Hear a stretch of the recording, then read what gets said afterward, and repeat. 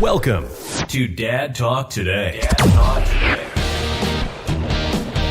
The podcast for dads facing some of the toughest moments of their lives. We are here to walk with men through divorce, keep them connected to their kids, help them understand their rights, and work for change in family law courts. Moms, you are always welcome too. We are all about advocating for shared parenting and doing what is best for our kids. Here is your host, Eric Carroll.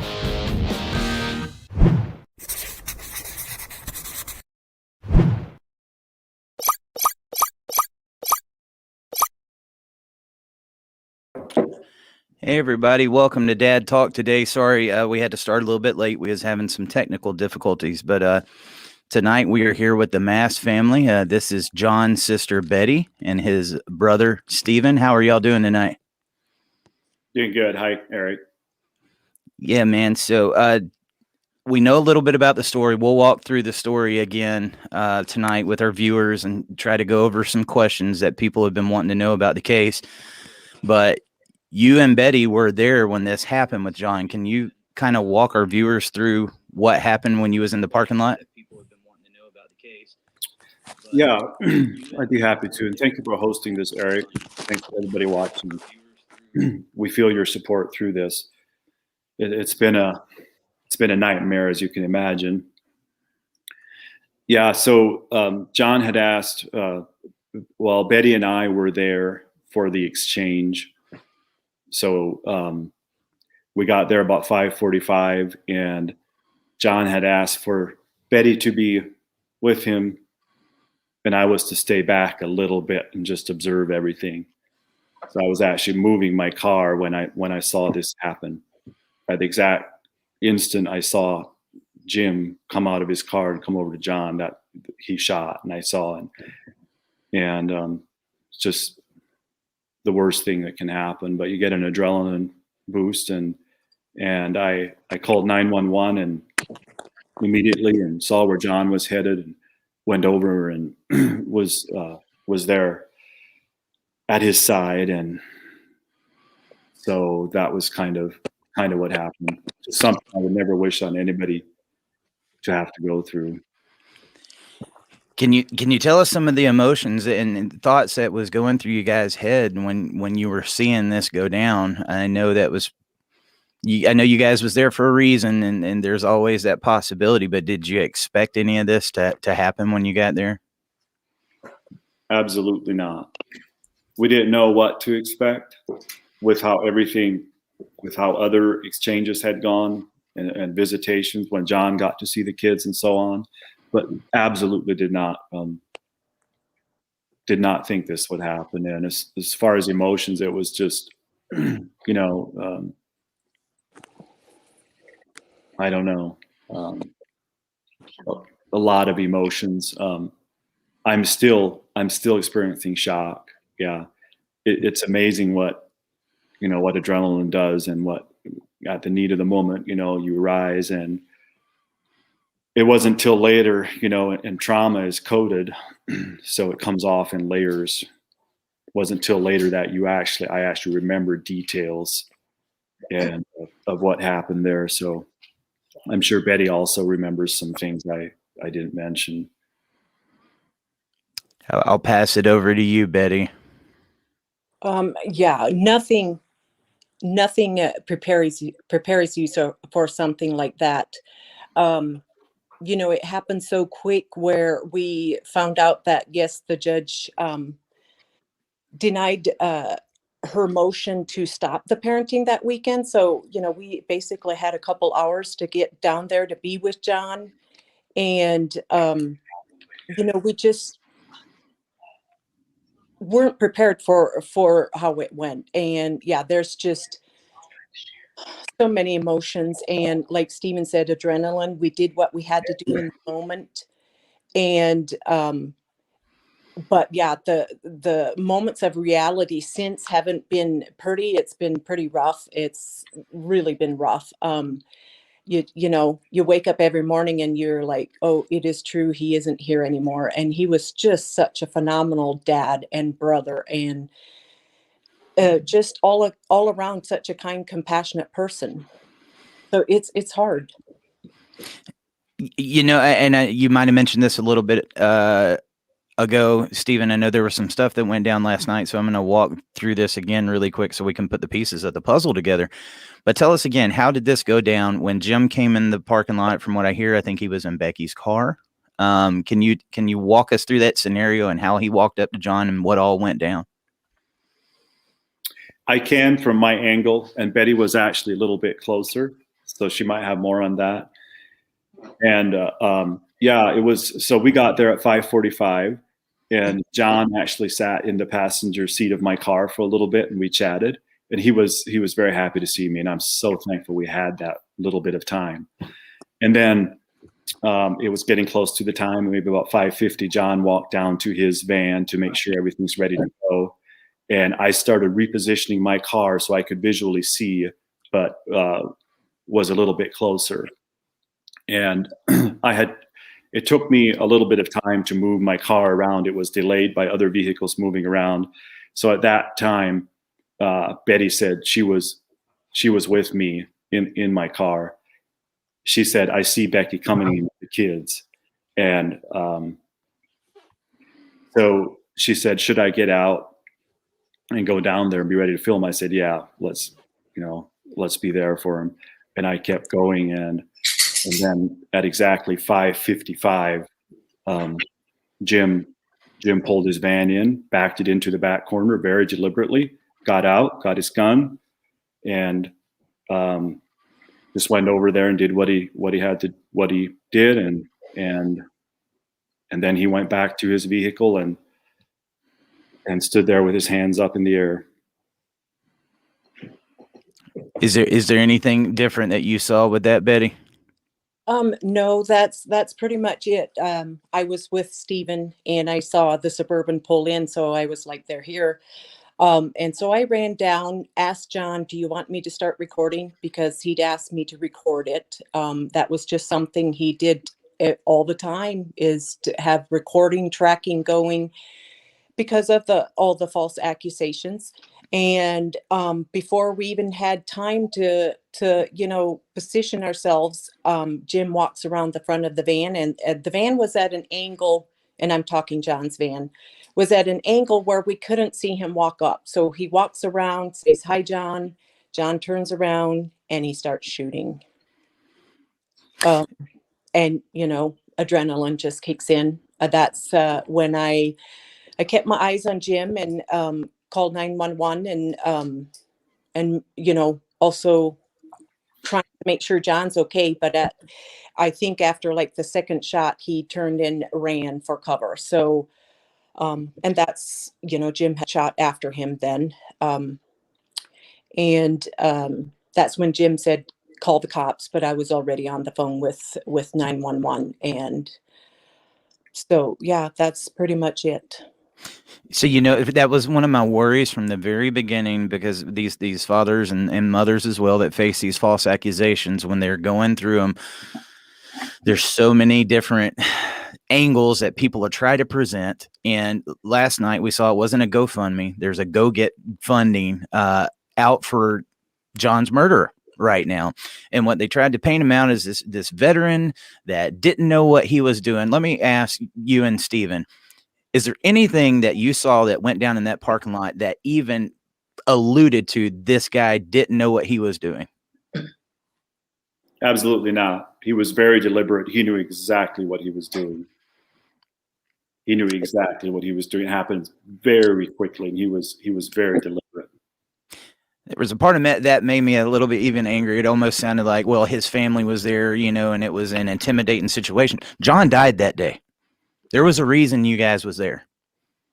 And I'm glad you was there to support your brother, but Yes. Let's not get the story twisted. That makes me very angry. There's a father that lost his life. There's kids that lost their father. And unfortunately, the grandfather, they won't have a grandfather either. Those kids suffered these consequences in multiple different angles. But from what it sounds like to me, this was very deliberate, planned out, and does not sound like a guy that didn't know what he was doing. So. 100%. If I could just interject a little bit, I couldn't agree with you more. And you play it all over and over in your head, and there's so many times I thought, did he not at some point stop and think, I can't go on through with this? No, it was so cold and calculated and premeditated. There's no question. There's no question. And I think there were enough witnesses to testify to that too. Right. So there's been a lot of questions that's been going on, obviously, and we've kept our lips sealed because it's one of those cases that's ongoing. These things we don't get answers to overnight, although I know your family wants them so bad, as we all do. I don't know, Kevin, if you might want to answer this, because we've been getting it a lot. People are wanting to know where the kids are. Yes, I do want to address that. And I want to back up a little bit. Yep. That GoFunding, whatever it is, page mentioned that John showed up with, quote, several people acting like there was some kind of ambush or something. That's just absolutely false. The only people that went with John were Stephen and Betty, and they certainly were not acting aggressive in any way. So that is yet another fabrication that they've put out there. I just wanted to make sure that was clear. Yep. And I also want to say, I know a lot of people have a lot of questions, and they want answers. They want people arrested. They want all kinds of justice for John. No one in the world wants that more than this family. And everyone needs to know they have not been idle at all. They have been active 24/7, grieving about this situation, praying about this situation, wondering about this situation, and looking at it from every angle possible. And so, that's about all I can say, is that they haven't been idle at all, and they're looking at this in every way that they can. And I'm glad you said that, because I think because people haven't seen the justice or the results of that yet, they're thinking nothing's being done. There has been a lot of efforts, guys, and it's one of those things we're just going to have to take our time, no matter how hard that is. And I believe we should be able to answer some more of those questions as it comes along. Well, this is not a 1 hour or 2 hour documentary where it's wrapped up years later. This is still very fresh and new, and these things take time. And but I just think it's important for people to know the family has not been idle at all about any of this. Right. So Betty and Stephen, let me ask you guys, that way the viewers can hear from you a little bit more. What kind of person was your brother? Did he remind you of any of these accusations that were being made? Tell us what kind of person John was. Yeah, I'd be happy to. No, did not remind me of any of these accusations. John was is the best brother you could ask for. He's a year and a half older than me, so we did a lot of things together. And he wasn't perfect, but John was gentle, he was kind, and in more recent years, I observed his behavior around his kids, and it was far from any of these accusations. He was the best dad. I mean, you can go look at his Facebook page, and you can look back and see he put me as a father to shame, and I don't say that lightly. His kids were his all. And I believe he kind of sensed this coming, so that something like this could happen in the early 2017. And he told me that, and he spent a lot of time creating memories with the kids intentionally. He had some kind of gut feeling that something like this, something could happen, as to what did then happen in October of 2017. So, yeah, just a great guy. Lots of memories with him. You know, he was kind. He was gentle. He stuck up for the underdog constantly, and he hoped for the best in people. Always inspiring. And some of my earliest memories of him are, I remember him, teaching me how to read, coming home from school, and teaching me everything he'd learned that day. And Yeah, just a great guy. We'll miss him. I'll take it over there to you, Betty. Yes, as far as John, he was a quiet, as far as our family, he was a quiet one, but yet such a mischievous side to him, and just such a kind heart. He was very, he had a lot of empathy and compassion. Mhm. But yeah, he couldn't hurt a fly. I mean, and it's really become apparent how much he loved his kids with the journals we found. And they're heartbreaking. I know I've since questioned myself, do my kids even know they love that I love them, compared to what John poured into his. I know they do, but I would just want to be more intentional with my own children, just that they'd never question that. And I know that John's children will, they won't question it once they get to see those journals and really see who John was. I'm going to push it a little bit on this question. And I know it's going to be a hard one, but with you and Steven being in that parking lot, seeing your brother get murdered, what was that feeling like last night, seeing somebody try to raise money for Jim? A lot of anger, injustice, ridiculous. Raising money for a murder, twisting this thing around to making, playing the victim game again. That's what John went through. John saw that over and over. And so, yeah, just, anger and frustration and, lots of emotions. Yeah. How about, go ahead, Betty. I agree. And also a very helpless feeling, and knowing that John had this helpless feeling so often of, the false information that, the false information that got out there, and the false accusations and the lies. And, so yes, anger, but how to process that anger. Yes, it really affected us last night, or me. And like Stephen said, a murderer, they're asking for money for a murderer. He killed John, and he confessed to it, and it was intentional. There's just a lot of emotions with last night's, and John isn't here to defend himself. Right. And the information they put into there, it was false. There's so much false statements in there that it's just hard to sit there and watch it happen. I have so much respect for your family. I know you want justice. I know there's a lot of emotions tied in there, but even talking to your mom and dad, one of the first things they said is they forgave him, and some of the emotions and, that they displayed. I don't know that I could have been that strong of a person. I really don't. But it's like, now you're pushing it. John already lost all that time with his children. He lost his life, and now you're trying to, completely desecrate his character. Something needs to be done, and I know we're working towards it, but I'm sorry for any of your family having to go through that. I really am.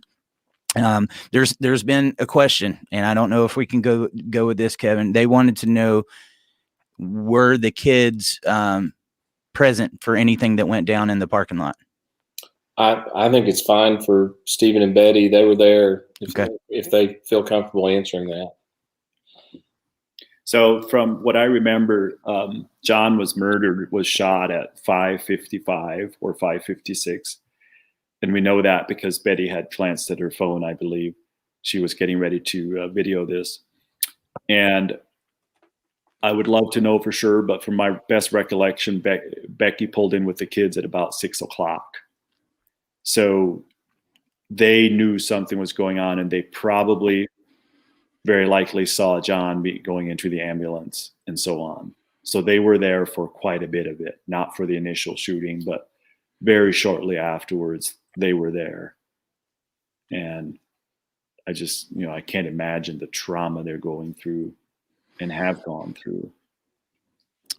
I can't either, guys. It looks like you get a question from some of your family on here. Katie Margaret, she said, question for Betty and Stephen from your cousin Bill's. Katie, I know this is a hard question. Were either of you able to be by John's side at the time? Was he able to get any words out? I'm guessing before he passed. Yes, I can answer that. I was at his side before he was loaded into the ambulance. And one of my regrets is not pushing my way into the ambulance because of COVID. None of us could go with him because of COVID-19. But he didn't say, he did say a couple of words, and it was, initially he said, "I'm having trouble breathing." And then he asked the EMT to not apply as much pressure. And after that, that was it.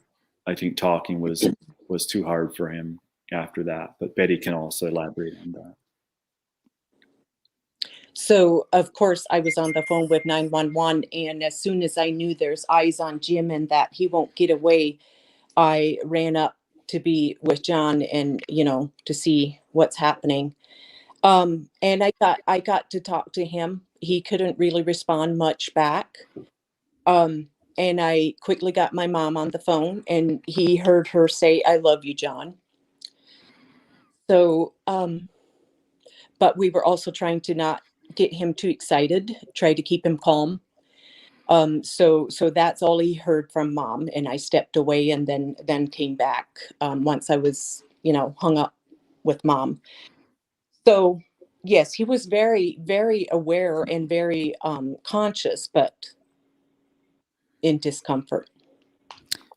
Was there in conversations leading up to this, do you believe that John had any inkling that something like this could happen, or that was what was going to happen that day? We do think he knew something like this could happen.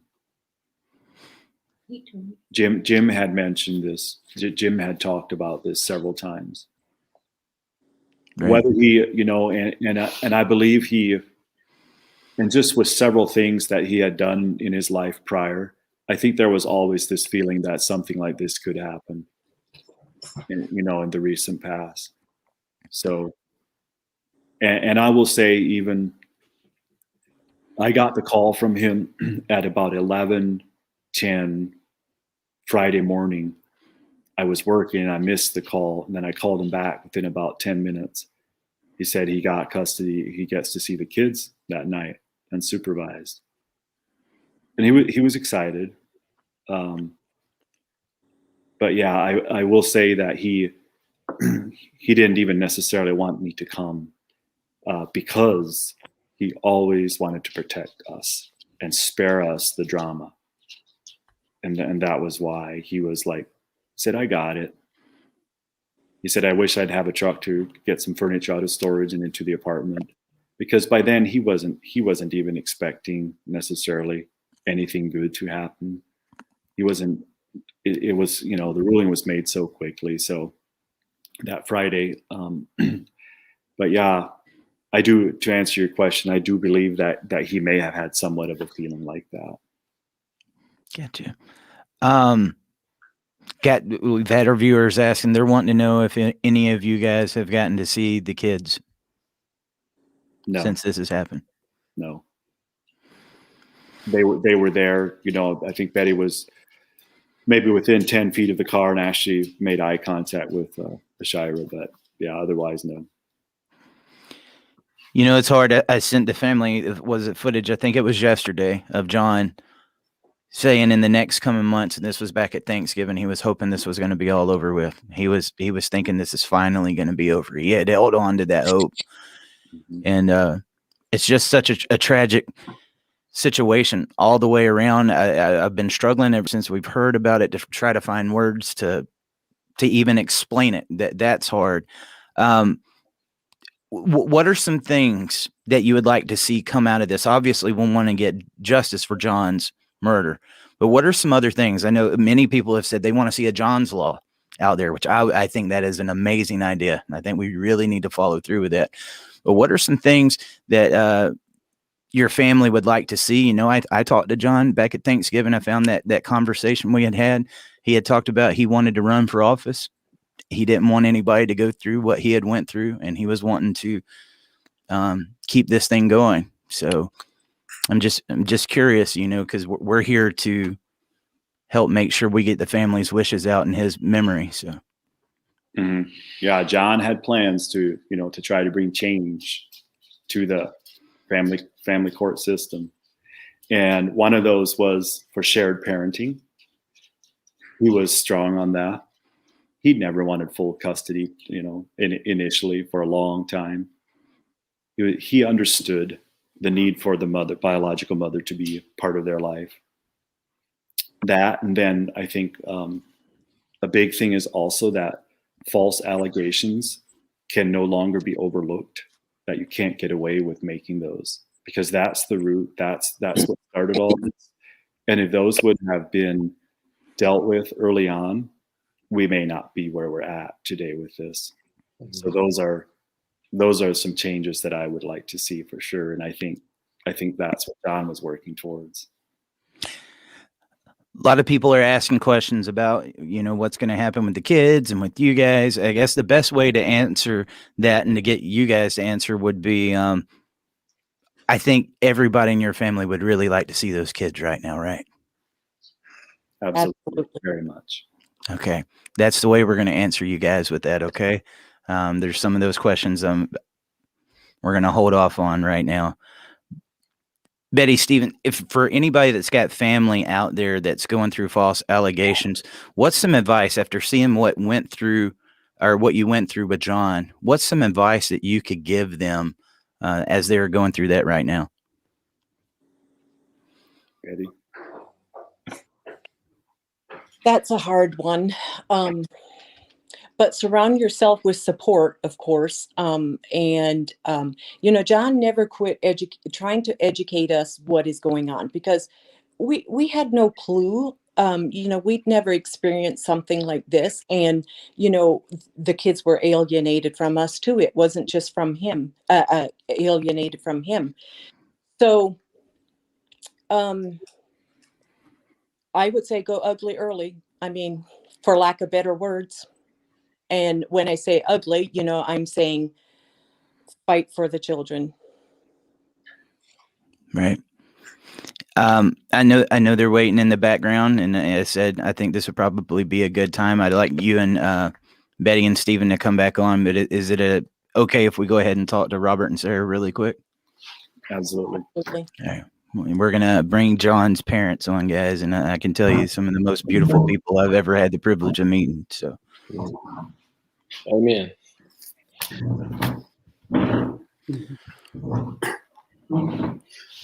Thank you, Eric, Carroll, and thank you, Kevin, for being here on and with us. Absolutely. Robert and Sarah, I mean, I know it's been a hard month for you. This isn't the first child that you've lost. I know, but it is with these sort of set of circumstances. What has this been like for you with the news of John? Well, Betty called. It was so sudden and so unexpected. I didn't know what else to do. I just screamed to Robert and said that Jim shot John. She asked if I have something to say to John, and all that came to me was, I love you, John. I love you, John. And Betty said that he squeezed her hand, so we feel he heard. But all we wanted to do is get her as fast as we could. It's a 4.5 to 5 hours to Lewiston from our home. So in 17 minutes, we were on the way, and we didn't come back home for almost a week. Mm-hmm. So that was my reaction, the best that I could word it at this time. Some of the initial reaction was, of course, disbelief and shock, a sense of shock. and like, what is going on? And I think we both just lost it, but we knew immediately. We didn't know if it was going to be fatal. So we were praying as we were throwing some clothes together and dashing out the door. We left our dog in the house, forgot all about him, but thankfully I had a neighbor that I called and he took care of the dog. And it was John's dog, the kid's very special pet that we had kept. All the while, you know, after Becky absconded with the kids, John having a daily work job, he couldn't take care of the dog. But so as we went, you know, we were staying in touch with family, just praying that John could live. But, you know, at this point in time, I solace myself with just the fact that John had faith and Jesus Christ was his Savior. And so I know he's in heaven. And he's just taken his exit from this, the whole dilemma that's indescribable. But of course, it's so much harder just to stop and try to fathom the ugliness of the death method. It's not an easy one, but we lean on God. And if I could say anything at all to all our audience, you, Eric, for all you've done, Kevin, for what you are doing, but the many friends, both known and unknown, for the expressions of love, encouragement, and comfort. I don't know if we could make it through this without those kind of friends that are just hanging right in there with us. And if I might just say this, we're working through this. We're thankful that John's in heaven. But it just immediately puts the duty or burden on us as a family to want to rescue those dear grandchildren, very special grandchildren that we love so much. And of course, we were disenfranchised also. Thank you. Yes, sir. You know, I've asked you a few of these questions, and it'll be on the video as soon as we get it done. But just real quick for our audience, I mean, what was it like for you, Robert and Sarah, knowing that John was facing such horrible accusations? It was so hard. It was hard not knowing what we could actually do to help him, just be at his side as much as we could. But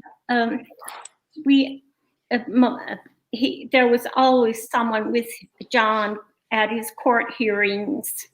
And when the kids were taken away from him to foster care, Robert and I had gone over and were there for some time at his place. And that we were always thankful that we could do that. And we were also other times at his place for different occasions. And he tried to spare us, but we still felt his pain.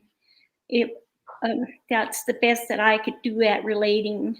I wish now, of course, we have regrets that we could have done much more to make it easier for him somehow. And hindsight's always 20/20, and it's one of those things. Looking back, and you know, I know I had the same thing when I lost my father. You think, I wish I would have said this, I would have said that, but I can tell you, he knew he was loved by y'all. I felt the love when I came there. I know he knew that. But could you tell us about John's love for his children? How much he loved those kids? He loved them dearly. There was no question in any of our minds. He had a daddy's love for his children. He did anything and everything he could to be with them, and it was denied time and again. But now that's the best that I can do. Let me say this. We've seen it hands-on. They just lived local for a fairly short time after their marriage, and then moved to North Dakota. So it was more the times they came to visit. And I will strongly affirm, John seemed to be the stronger one, to be one-on-one with the kids, just loving them. He'd be down on the floor playing with them. We seen that when we visited in their house as well. He was the one that was just the doer. He developed and built a real and a strong bond with those children. He loved them dearly, and it breaks my heart because he's been such a better father than I ever was. So one Christmas, instead of going out and buying toys, he made it a large homemade barn with extra. I believe there was a light. He built a light in it, and also a pulley to pull things along, and it was large enough so the kids could crawl into it. And I told him that it was made with love, and he gave me a thumbs up. So that was, I have a nice memory, and so many memories. Yeah. Is there I'm trying to think of how to ask it, but is there anything you'd like to say to the grandkids? If you could say something to them right now. Yeah.